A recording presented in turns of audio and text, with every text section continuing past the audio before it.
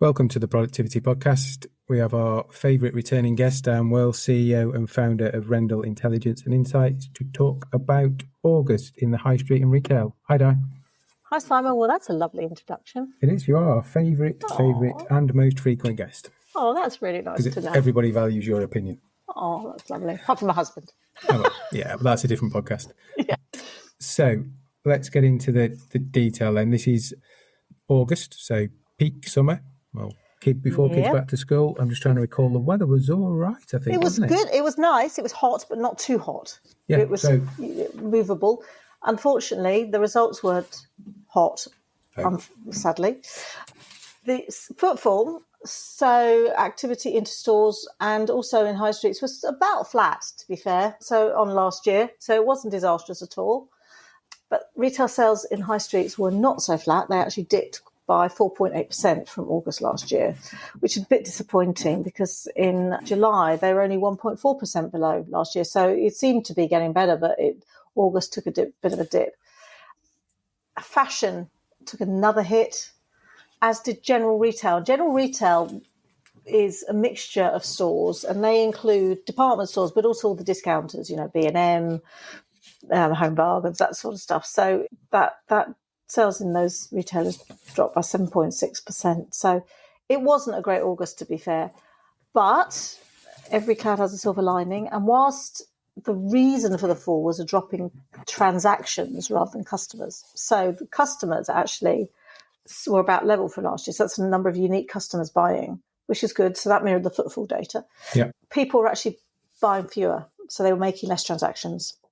So they were just very cautious. But those who did purchase, their transactions that were made, the average transaction value rose slightly. So bought fewer items or made fewer purchases, but actually spent a bit more on what they did buy. So it's good and bad. Yeah, but we've talked quite a lot, haven't we, over the years about this driving the ATV has got to be one of the key metrics, because absolutely. Getting new customers, clearly, as we've seen throughout the conversation, certainly in the last 12 months, is tricky.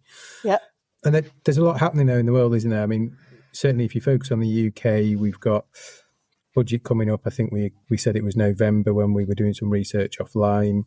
There's quite a bit of uncertainty around that, isn't there, of, taxes, of what's going to happen to certain things with stamp duty or not.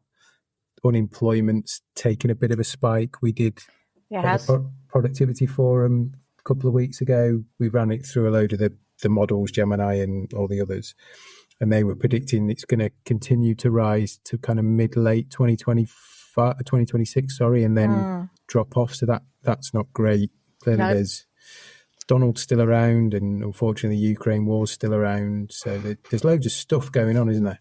Absolutely. I mean, people, the more people hear about bad news in the media and uncertainty, the more they feel nervous. And, there are a couple of indicators that really reflect that. One is actually the savings ratio, which is produced every quarter and it's lagged by a quarter. So it's a bit out of date. But quarter 1, 2025, the savings ratio is sort of the highest it's been since COVID. And excluding COVID, it's the highest it's been since the recession in 2009, 2010. So people are stashing money away. Then they feel nervous, they feel cautious. So they're not spending unnecessarily and being profligate. They're saving for a rainy day. And also, they're not, the housing market is always a good barometer of confidence, I always think, because when people feel confident in their employment, they feel confident in the economy, they feel ready to make that what can be the most significant move for anyone in their entire life. And house price index is a relatively poor indicator of what's happening because it's dependent on what houses are up for sale, which doesn't actually show demand. But if you look at the number of mortgages granted, last year, last August, they rose by 15.5% from August 24. This August, they've dropped by 2.4%. So people are just not taking new mortgages out. They are being very, very sort of resistant to making that enormous move because they just don't know what's around the corner. And that shows in the GfK consumer confidence. Their latest numbers, which actually are for September but are published mid-month, they've dropped back again to the July level of -19. So, we're not seeing any improvement in consumer confidence at all. So people are just very, very cautious at the moment. And that house market stuff's on the back of interest rates going down, isn't it? Yeah. Well, they went down to 4%, but, because inflation's sitting at 3.8%, they're not going to go down much further, if at all, until the Bank of England can see some reduction in cost pressures that would, push inflation down a bit. So we've got this balance of high costs, higher than desirable interest rates, which is great if you're saving, but not if you're borrowing. Unemployment that is higher than people want it to be, and people feel vulnerable at their jobs because, as we talked about in previous months, the NI changes have meant that a lot of organisations have streamlined their workforce. Yeah, and I don't, and I might be doing people listening a disservice. I don't know for those people that don't see payroll figures if they really grasp how big a deal that is. No, they probably don't, actually. And I think, you have some really good take on that, and I think people don't really realise how big it is, even for a small business. Even for me, I'm a one-man consultant. It hit me, so... It cost it without giving figures away. We're 30 people, and it cost us recruiting one person. Absolutely. So that's one small business across the UK, and how many are there? Yeah. So, and then I think most recently has been the cyber attack. So whilst this doesn't affect every business, there's a vulnerability to business there. And, the fallout from the JLR cyber attack on small business, I think if you're a small business, you're thinking to yourself, actually, if my biggest customer has an attack and I lose business over the next year, what am I going to do? Contingency plans are being put into place, which hit everyone. Absolutely. So we turn the corner and we're now heading into some big events. So Halloween seems to get bigger and bigger every year. It feels like an Americanism, passes me by slightly. But anyway. It's everywhere. It's already in the shops, as are all the Christmas tubs and things. So Halloween's on the way. Then we're Black Friday, Cyber Monday, month through to Christmas. Then clearly we're at Christmas. So I know you've been doing some thinking about what the quarter 4 forecast might look like. Is there anything you can share? Yeah, absolutely. It's interesting with quarter 4 because obviously we're not in quarter 4 yet, so we've still got September to go.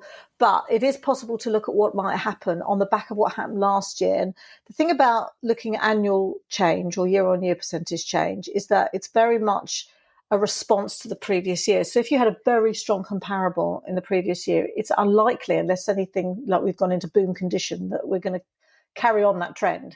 Likewise, if it was very poor last year, you're more likely to have a better number this year. And I think every retailer in the world knows that. And, that's the upside of having poor results in the previous year. So last year we had a not a positive October, but it wasn't too bad. So I'm anticipating this October is going to be worse than last year. So I'm saying that we're looking at a drop in sales of -3%.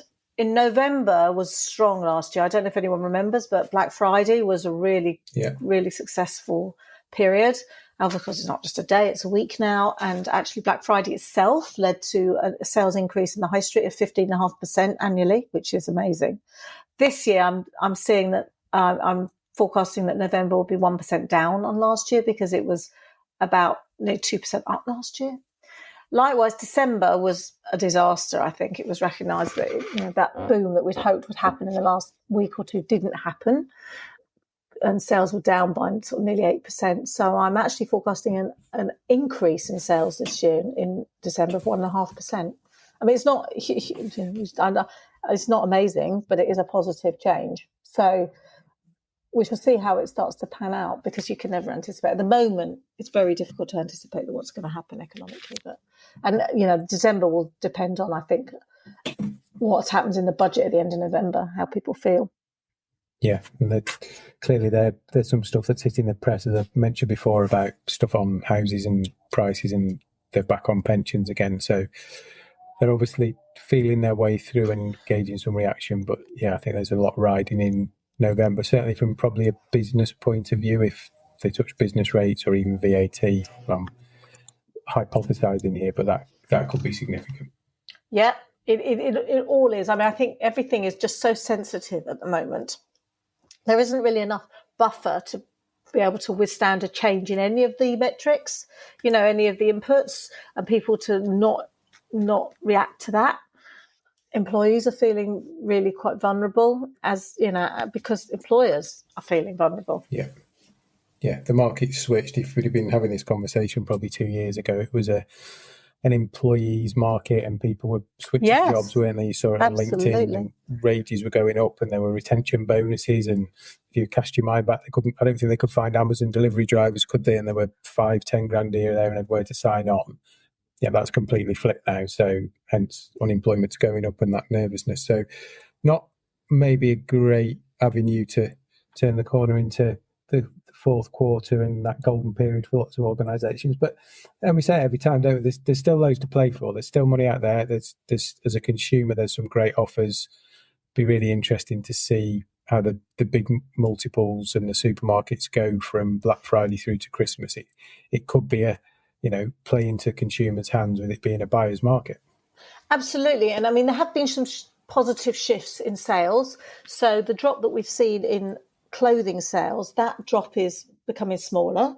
It's improved over the last sort of 8 months. So fashion isn't as bad as it was. At the same time, food and drink is still very, very strong. It's 25% of town centre sales now, food and drink, followed by food, then followed by fashion.